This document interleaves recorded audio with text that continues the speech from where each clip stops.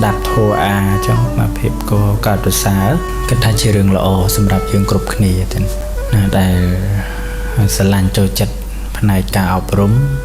ចឹងហើយក៏ចំណាយពេលនៅក្នុងការស្ដាប់ធัวអាដើម្បីអប់រំ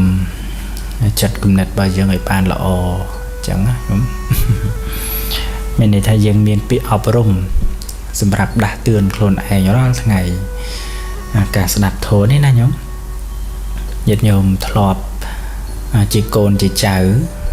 ជ្រកក្រោមដំបូលមានរបស់ឪពុកម្ដាយណានៅពេលដែលឪពុកម្ដាយគាត់ល្អស្ដីថារាល់ថ្ងៃហ្នឹងគោលបំណងរបស់គាត់ហ្នឹងគឺខ្លាចថាកូនរបស់គាត់ហ្នឹងដើរផ្លូវខុសទៅខ្សែគប់មិត្តភ័ក្តិមិនល្អទៅវានាំឲ្យកូនរបស់គាត់ហ្នឹងដើរទៅក្នុងផ្លូវមិនល្អអញ្ចឹងគាត់ចេះតែល្អព្រឹកល្ងាចអីចឹងហូរហែមកណាណែនាំប៉ុន្តែសម្រាប់យើងរាល់ថ្ងៃនៅពេលដែលបានស្ដាប់ធម៌ពធនេះក៏ចូលរួមចំណែកនៅក្នុងការដឹកនាំយើងដែរដូចថាយើងចេះតែភាំងមកផ្លែតមកគណៈអញ្ចឹងបានស្ដាប់បានឮបានយល់អញ្ចឹងទៅយើងភ្ញាក់ខ្លួនមកវិញនេះនឹងក៏ជាផ្នែកមួយល្អសម្រាប់យើងដែរអញ្ចឹងបានថាយើងចំណាយពេលស្ដាប់ធម៌យើងចំណាយពេលក្នុងការស្វែងយល់ពីពុទ្ធសាសនាក៏ជារឿងមួយល្អសម្រាប់យើងគ្រប់គ្នាណាវាបានជាប្រយោជន៍សម្រាប់យើងជាពិសេសការរៀបចំទុកដាក់ជីវិតឲ្យបានល្អឲ្យប្រពៃសមជាមនុស្សល្អក្នុងសង្គមអញ្ចឹងណាជីវិតនេះគឺចាំបាច់ត្រូវតែមានធម៌អប់រំចិត្តគំនិតឲ្យបានល្អជាប្រចាំរឿយអញ្ចឹងទៅញោមខ្វះអត់បានទេមនុស្សយើងតែខ្វះធម៌គឺប្រព្រឹត្តអាក្រក់ឥឡូវឯងញោមមែនទេប៉ុន្តែធម៌ហ្នឹងវាមានធម៌ល្អធម៌មិនល្អហ្នឹងទៅទៀតនឹងកុសលធម៌អកុសលធម៌ហ្នឹងទៅទៀតក៏ប៉ុន្តែមកភាពចង់លើកពីកុសលធម៌ដែលថាមនុស្សហ្នឹងបើសិនជាខ្វះអំពើល្អខ្វះសេចក្តីល្អហើយគឺចប់ហើយញោមគាត់នឹងមានបញ្ហាសម្រាប់ជីវិតខ្លួនឯងឧបមាថាគាត់ទៅប្រព្រឹត្តធ្វើរឿងអាក្រក់ទៅលួចទៅឆក់ទៅប្លន់គេមកអាហ្នឹងគឺខ្វះធម៌ល្អអានេះខ្វះធម៌ជាកុសលនឹងប្រព្រឹត្តទៅជារឿងមិនល្អសម្រាប់ជីវិតទៅហើយដល់ពេលលទ្ធផលដែលទទួលបានគឺណាមានទុកទោសសម្រាប់ខ្លួនឯង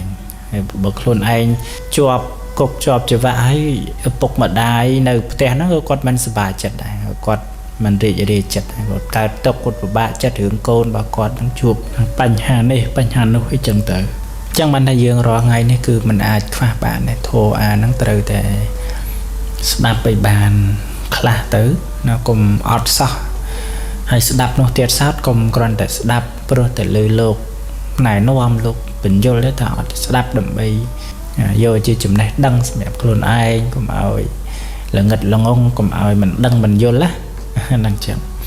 មានញាតិញោមច្រើនគាត់ឆាតមកសួរហើយក៏អរគុណថាបានបញ្យល់គាត់អីចឹងគាត់សប្បាយចិត្តគាត់បានយល់ទាំងអីចឹងណាពីបញ្ហាជីវិតពីបញ្ហានៃការរស់នៅរាល់ថ្ងៃហ្នឹងវាត្រូវលះធម៌អីចម្រើនធម៌អីហ្នឹងគាត់បានដឹងបានយល់ទៅគាត់អរគុណមកកាន់យើងចឹងដែរចឹងមកភាពក៏សប្បាយចិត្តហើយនឹងបន្តរាល់កិច្ចការងាររាល់ថ្ងៃនេះជាពិសេសការសម្ដែងធម៌ការលើកឡើងពីធម៌ពន្យល់ទៅកាន់ញាតិញោមហ្នឹងព្រោះមើលទៅញាតិញោមមួយថ្ងៃហ្នឹងគឺដូចជាខ្វះការយល់ដឹងច្រើនសម្រាប់ខ្លួនឯងណាដូចជានៅមិនទាន់យល់ច្បាស់ច្រើនយើងនៅរេដូចចុងស្រល់ចឹងញោម